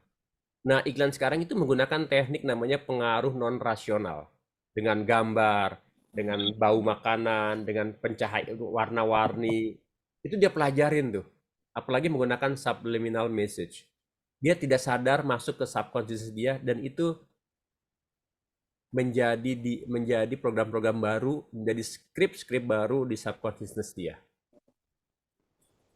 Di dunia internet ada misalnya pornografi, ada judi online, ada obat-obatan, ada violence, ada rokok. Itu iklannya luar biasa loh. Menggunakan teknik pengaruh non rasional. Ketika mereka gini, menurut penelitian, kalau misalnya sebuah iklan yang menggunakan teknik pengaruh non rasional sama yang rasional, maka tingkat kesadaran untuk memilih itu lebih tinggi yang non rasional, iklan non rasional. Padahal iklan non rasional itu ada di games, ada di internet, ada di YouTube dan sebagainya. Jadi bayangkan kalau kita tidak menjadikan kita sebagai orang tua bukan role model buat anak-anak kita. Terus kalau ini gimana nih? Kita mewarnai kehidupan anak kita. Ini emang challenging banget. Butuh kesabaran, butuh dedikasi, baik waktu, tenaga, dan ilmu untuk mengajari anak kita. Misalnya gini, anak kita berantem. Nah, kita harus nggak usah marah dulu, nggak boleh begitu cerita dia berantem marah. Itu pasti dia tidak membantu menyelesaikan masalahnya. Duduk tenang, kita ngobrol, kita jelasin nih. Misalnya, kamu tahu nggak, menurut Rasulullah, orang yang kuat itu apa sih? Orang yang kuat itu adalah orang yang bisa menahan emosi. Kalau menurut kamu berantem itu gimana? Jadi sifatnya tuh diskusi kooperatif. Jangan sekali-sekali membentak atau marahi anak kita. Walaupun tahu kita salah. Walaupun tahu anak kita salah. Coba untuk seperti itu. Dek, mandi ya dek, karena kebersihan adalah sebagian dari iman. Adek tahu nggak? Nih ya, dek. Kalau misalnya tidur, kalau kita tidak dijagain oleh malaikat rambut-rambut kita, kalau tidur kita belum mandi, tubuh kita kotor, maka tidak dijaga oleh malaikat. Nanti anak cerita tuh, malaikat itu seperti apa? Kita jelasin. Dek, tahu nggak? Membuang sampah sembarangan itu adalah salah. Dijelasin. Orang tua harus, jadi gini, kita itu bukan diktator ngajar anak kita, tapi kooperatif. Kooperatif itu maksudnya gimana? Menjelaskan alasannya, tapi dia ikut mikir. Kenapa sampai begini? Tahu nggak deh? Kalau berantem itu menurut Ade gimana? Wah gini terus kita bimbing dia sampai dia memahami. Nah itu namanya kooperatif. Berarti kita sebagai orang tua pun harus punya banyak literasi ya. Banyak literasi, juga Yang penting mah jangan marah dulu aja deh, sabar dengerin dulu. Itu dulu deh. Sambil kita belajar pelan-pelan. Ya kira gitu. Nah ini contoh ya. Ini toxic mindset yang salah. Ada yang bisa nebak nggak gambar ini kira-kira? Ada yang tahu nggak makna dari gambar ini? Pelaku menyimpang karena terlalu banyak stres dan trauma dalam proses pengasuhan dan pendidikan. Ada yang tahu nggak? Ayo, Umur yang siapa? kompleks. Jadi gini kira-kira. Ini gajah waktu kecil diikat, diikat. Dia udah diikat, berusaha untuk lari nggak bisa karena tubuhnya masih kecil. Ya, di pengalaman dia lepas dari tali itu nggak bisa. Subconsciousness dia bilang di tali itu nggak bakal bisa lepas. Sampai gede pun dia nggak berusaha untuk melepaskan. Padahal kalau dia mencoba Menyepak. untuk ini, dia sebentar ukuran detik aja langsung lepas tuh. Tapi nih gajah begitu kena tali sedikit, wah nggak bisa saya, Subconscious. nggak bisa saya. Subconscious. Atau misalnya seperti ini nih, belum gagak nih. Ini ada telur gagak, ditinggalin sama induknya, dieremi sama ayam. Burung elang itu, Mister. Ya burung elang, eagle, burung elang. Burung elang, telur burung elang dieremin sama induk anak ayam. Karena dia Akhirnya dia lingkungannya, jalan. karena lingkungannya begini, dia nggak bisa mengeluarkan potensinya. Dia ngelihat burung elang di atas, hebat banget tuh ya hewan, katanya bisa terbang, gagah banget. Padahal dia punya potensi itu semua. Untuk terbang. Tapi lingkungannya, didikan orang tuanya yang membatasi dia potensinya berkembang.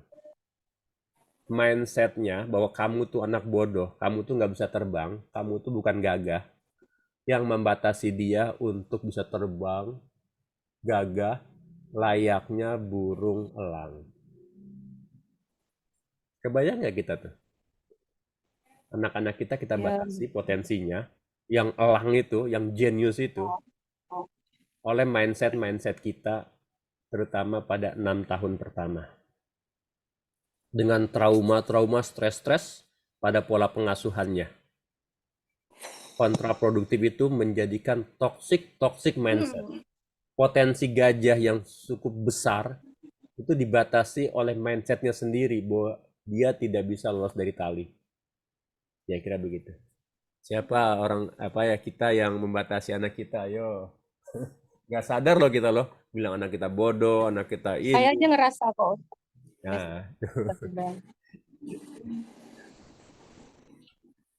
Nah, ini.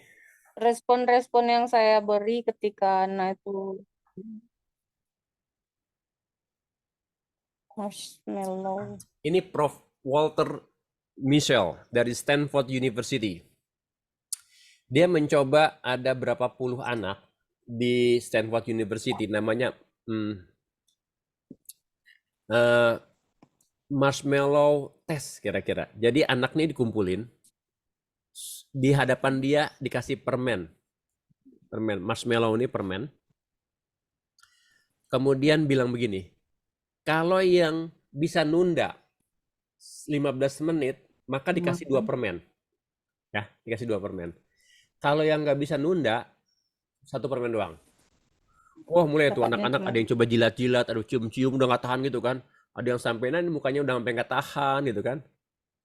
Sebagian besar makan, sebagian besar nahan untuk mendapatkan 2 permen. Setelah 15 atau 20 tahun kemudian diteliti, anak-anak yang bisa menahan, menunda kepuasan untuk kepuasan yang lain yang lebih besar di masa mendatang, itu cenderung emosinya stabil, confident, bebas dari narkoba, pendidikan dan karirnya sukses, problem solver.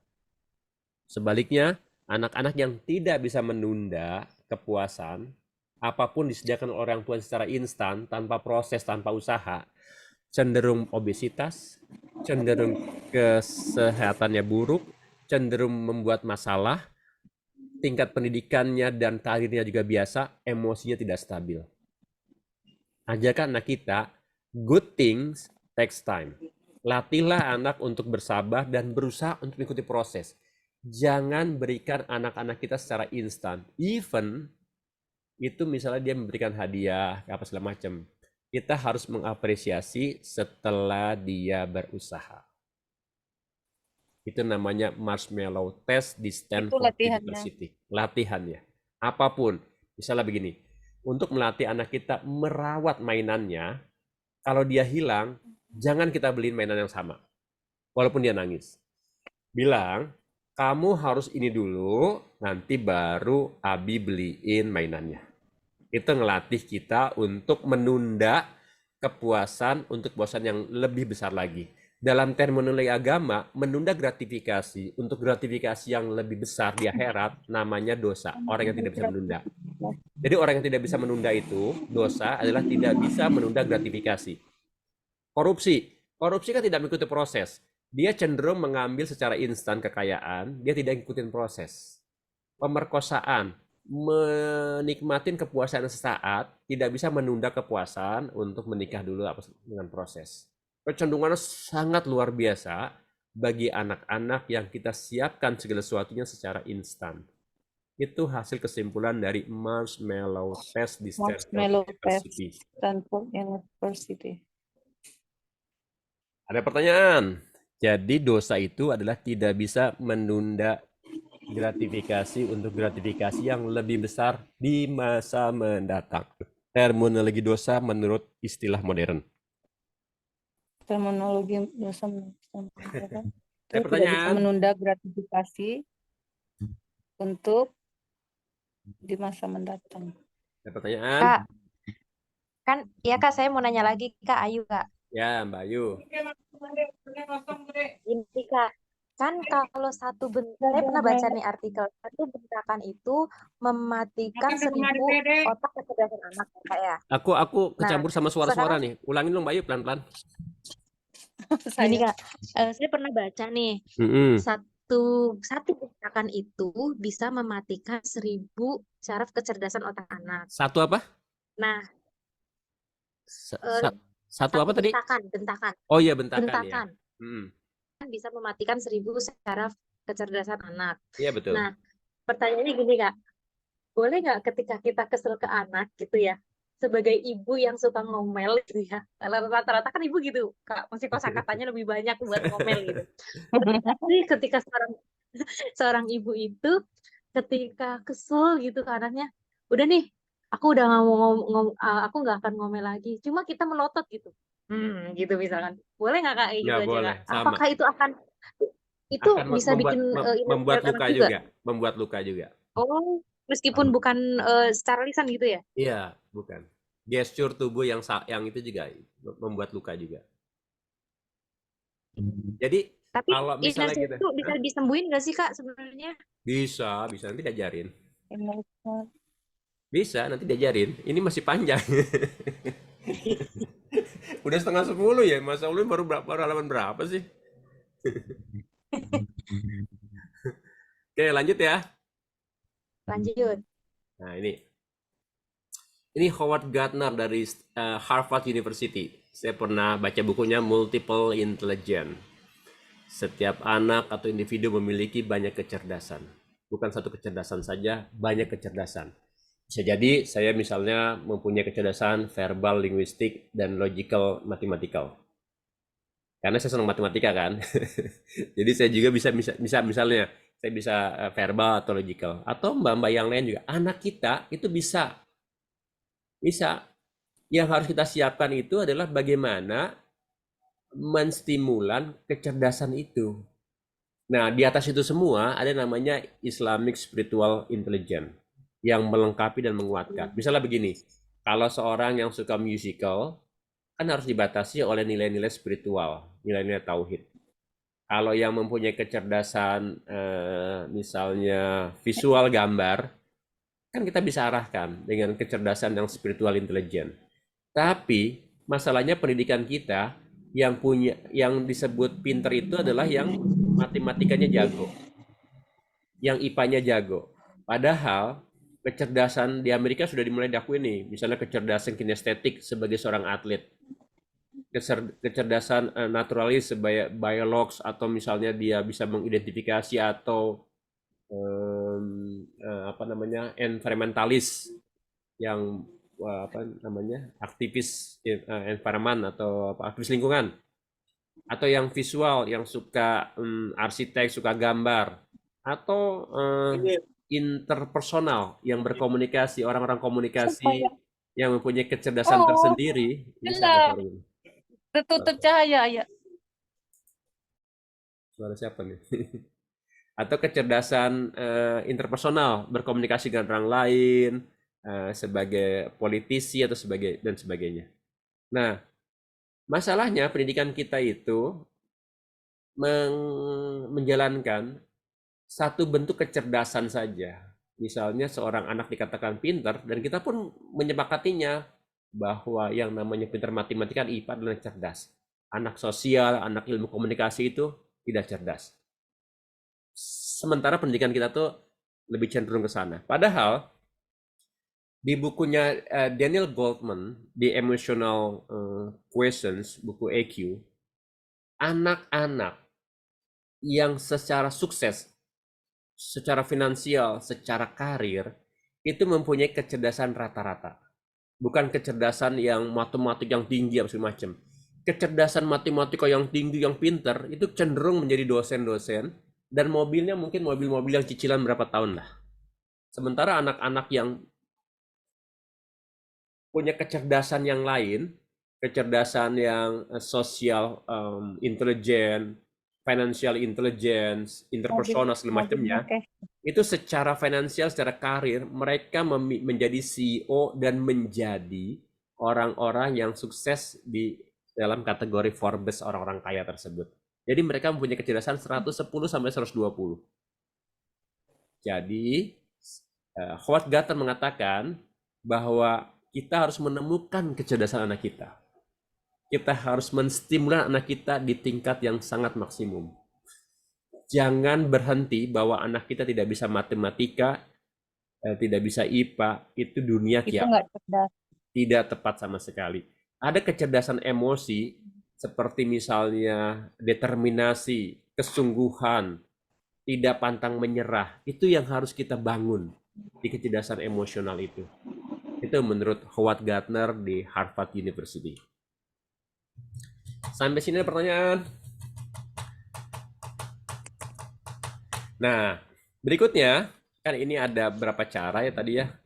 Mana sih tadi? Nah, ini nih. Sorry. Oh enggak ya. Berikutnya ini adalah optimum learning state. Apa sih optimum learning state? Optimum learning state itu adalah waktu yang tepat ketika kita belajar, sehingga otak kita tuh menyerap informasi seperti spons, seperti anak kecil.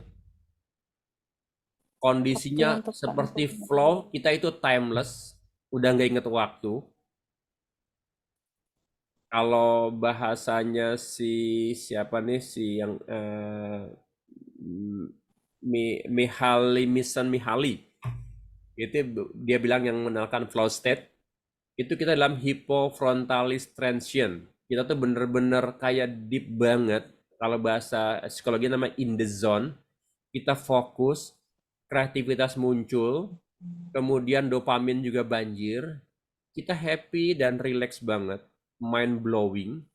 Maka ketika kita dalam keadaan optimum learning state ini, kalau kita belajar, itu kecerdasan kita naik 230%.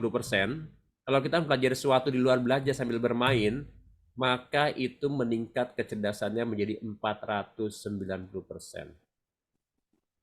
Apakah orang Bagaimana menentukan? Nah, bagaimana caranya masuk optimum learning state? Gitu kan caranya kan? Ya kan? Maksudnya ya menentukan ya. Gimana? Ya, maksudnya saat yang seperti apa, di jam berapa gitu. Nah, itu berikutnya. Ini cerita optimum learning state. Ini bisa loh dicapai orang dewasa loh. Sangat bisa. Ya. Sangat bisa sekali. Tenang aja nih. Ya, berikutnya nih. How, kira-kira gitu. How. Kalau anak kita, ya, anak kita itu Pertama, siapin dulu emotional safety-nya. Dia buat nyaman, ya. Terlindung dari provide physical safety. Jadi misalnya ada sesuatu yang menakutkan di rumahnya, segala macam. Dari emosional di kondisi nyaman, environment nyaman. Itu 3 dulu ya. Dari emosional, physical dari gangguan yang lain, dan lingkungannya, tempatnya nyaman. Itu buat anak nih. Itu berlaku juga buat orang dewasa. Cari tempat yang dari stop distraction dulu. Nah, kemudian buat anak kita harus cari aktivitas yang challenging activity. Jangan yang regular activity. Kalau udah ada challenging activity, anak dikasih main puzzle atau yang baru, ya, new challenging gitu, tempatnya nyaman segala macem, dia sampai di optimum learning state tuh. Antusias. Dia fokus. Nah, masalahnya kalau orang dewasa gimana nih? Anak cepet nih kalau lingkungannya tepat, aktivitas challenging, dia sukain, dia tahu sukain, itu gampang anak masuk ke optimum learning state. Yang penting 3 yang di atas ini terpenuhi ya, emosional, tempat segala macem, cari yang challenging, kemudian dia ada interested in mainan itu, in game itu, ya udah dia masuk challenging activity. Terus orang tua gimana sih caranya? Ada yang tahu nggak orang tua? Nah, gini. Pertama, kita harus tahu dulu waktu yang paling ideal buat kita. Ada sebagian orang subuh, ada sebagian orang malam dini hari. Ada tuh. Nah, kemudian kita harus set yang clear objektifnya, kita mau ngapain nih. Kita mau ngapain dulu, harus jelas tuh. Kita mau ngapain, tujuan kita mau ngapain. Hafal ini Kita hafalan mau mempelajari sesuatu Al-Quran. A gitu kan. Jelas nih objeknya nih ya. Kemudian kita harus visualisasi hasil akhirnya dulu sebelum kita mulai. Misalnya nih, hasil akhirnya kita menguasai sebuah, kita harus visualisasinya harus vivid, gambarnya harus jelas, ininya harus jelas. Jadi waktu ngeset dan menentukan hasil akhir kita mau jadi apa, harus jelas. Semakin vivid gambarnya, kita lagi ngapainnya itu, semakin jelas semuanya. Lihat situasi lingkungannya, kita visualisasi dulu. Udah dapat nih visualisasinya nih. Oh, misalnya kita dapat apresiasi dari orang-orang, tepuk tangan ketika kita selesai ini. Oh, itu pokoknya itu, jelasin lah. Kemudian kita tarik nafas dalam, ya, tarik nafas dalam. Tentu saja yang tadi stop distraction ya. Ada WA, notifications from WhatsApp, from social media, itu stop dulu tuh. Take a deep breath. Tarik nafas, ikutin alur hidung. Kemudian tarik nafas sekali dalam, ya. Tahan di otak. Gimana coba tahan di otak nafas? Jadi kita visualisasi nafas itu berhenti di otak kita. Diam berapa detik, ya. Diam berapa detik. Kemudian kita visualisasi otak kita tuh seperti ada es yang sejuk banget. Ketika kita buang, yang sesuatu yang hitam, yang kotor dari otak kita lepasin. Ulangi 7 kali nafas. Baru kita mulai belajar. Itu ketika sudah rileks begitu, udah nyampe kayaknya tenang, nyaman, itu kita masuk optimum learning state.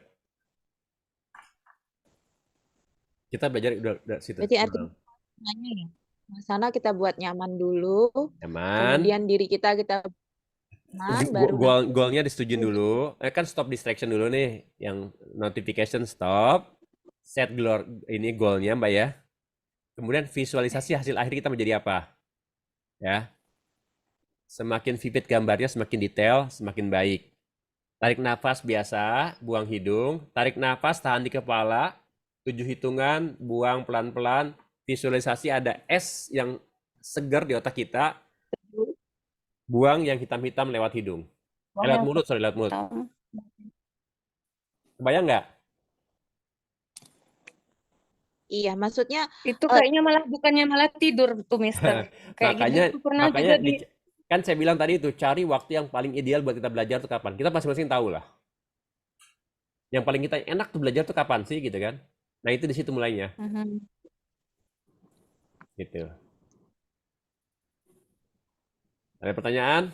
Udah 9:30 ya? Mau lanjut berikutnya sesi 2 aja kali ya?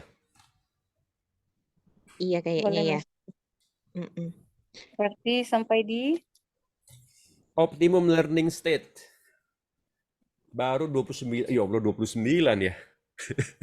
29 presentasi. 3 itu kali Mister. Hah?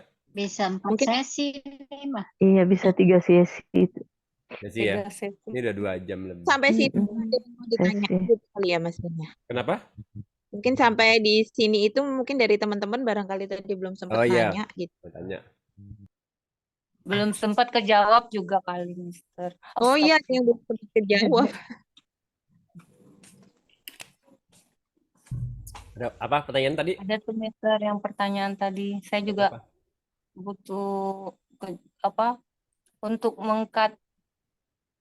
Tapi kan itu di slide keberapa tadi Iya, ya? iya. 80. Ada sih, ada nanti itu akhirnya.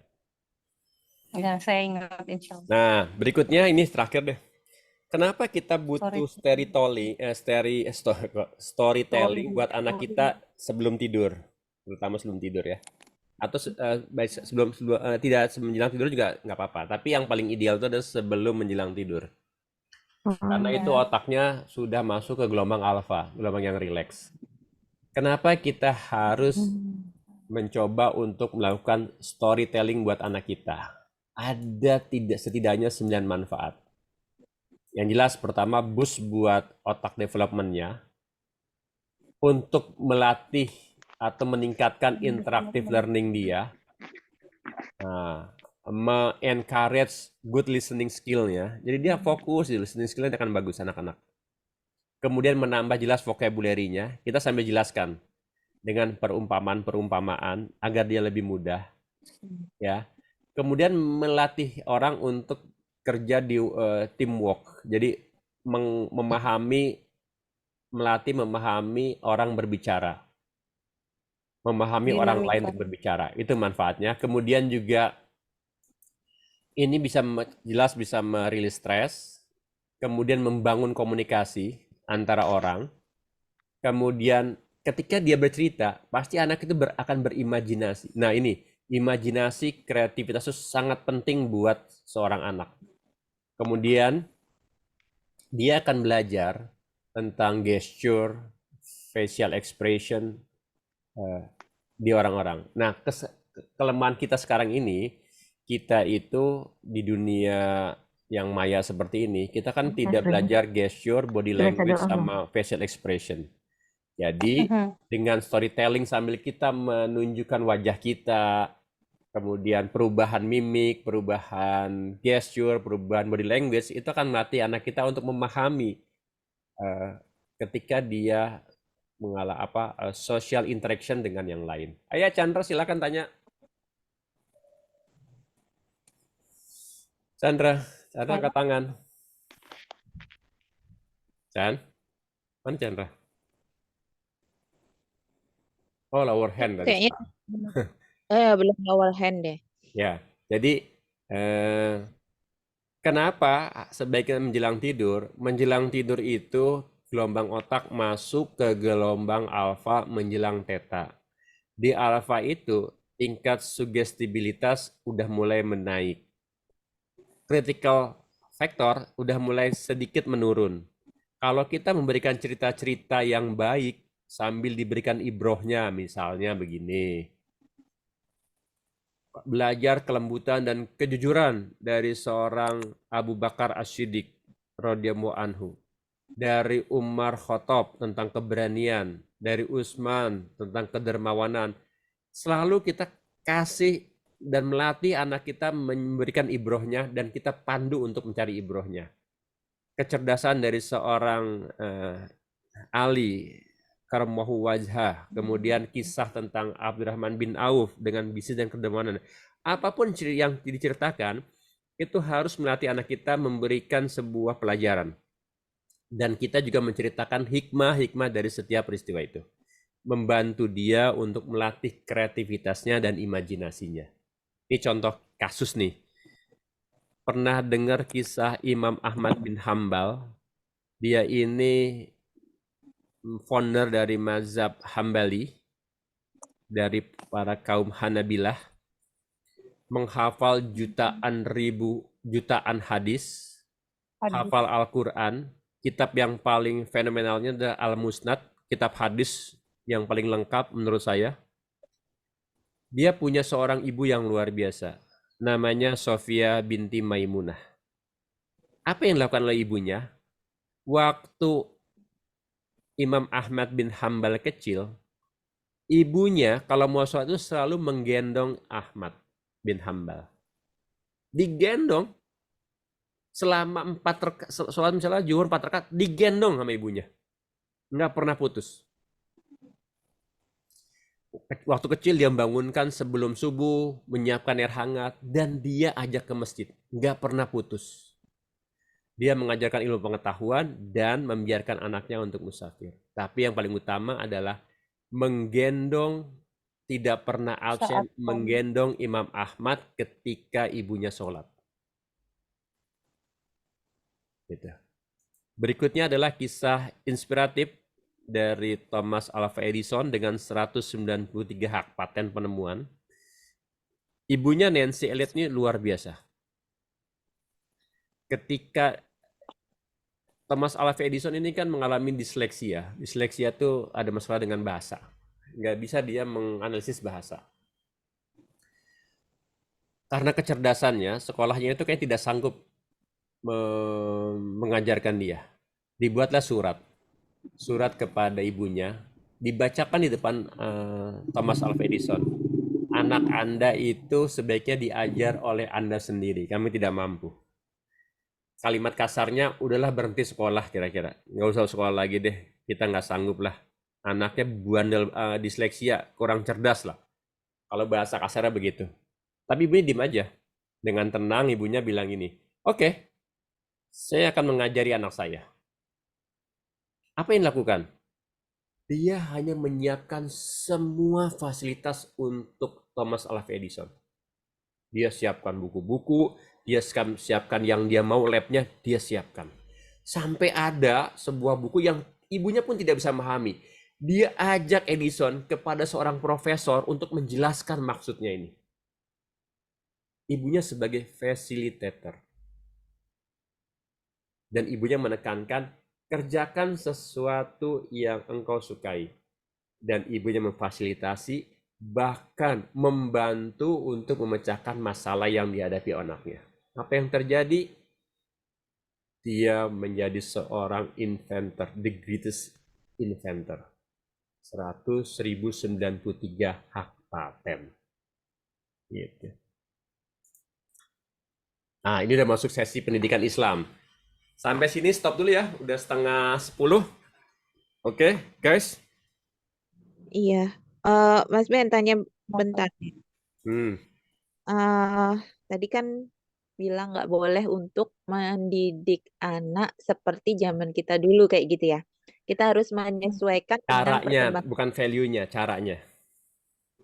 Oh, caranya. Tapi Value-nya tetap gitu. sama, value-nya tetap sama. Caranya. Iya, berarti artinya kan kita harus misalnya nih ya, misalnya dulu kan Beradaptasi. nggak ada HP, jadi sekarang berarti boleh dong dengan teknologi. Nggak kedengeran ya suaranya, Mbak? Kenapa? Putus-putus? Enggak. Halo, gimana? Putus-putus ya, masih ya? Ah, udah bagus. Gimana? Oh iya. Enggak, maksudnya berarti itu artinya kita medianya harus sesuai dengan yang ada sekarang. Betul kira-kira gitu. Ininya apa namanya, syariatnya lah kira-kira gitu. Tapi value-nya tetap sama value-nya. Value mendidik anak supaya mandiri itu kan value, itu kan value-nya kan. Tapi caranya kan macam-macam. Gitu. Oke, thank you. Ada lagi? Kalau nggak ada lagi sebelum saya tutup. Ini harus satu sesi lagi lah. Maaf, izin lab, baterai habis. Oh iya, nggak apa-apa. Iya, kayaknya Ayo. nanti di next session aja kayaknya mungkin masih langsung ke praktikal. Ini tuh banyak tuh. Ini banyak Iya, sampai. saya juga udah tinggal 9%, Mister. Ya udah. Baterai. Oke, sampai di sini aja. Ilmunya, Mister. Bapak Ibu-Ibu, nanti kalau ada pertanyaan bisa japri ke saya. Kalau ada yang belum jelas. Chandra, angkat tangan, masih ada pertanyaan, Chandra? Atau salah angkat? Belum lower hand. Belum number N. Gitu aja, nanti kalau next sessionnya kita atur lagi waktunya ya. Nah, yang paling tepat. Oke, Mister. Itu aja. Terima Terima kasih kasih. ilmunya. Billahi taufiq wal hidayah. Wassalamualaikum warahmatullahi wabarakatuh. Waalaikumsalam. Waalaikumsalam warahmatullahi wabarakatuh.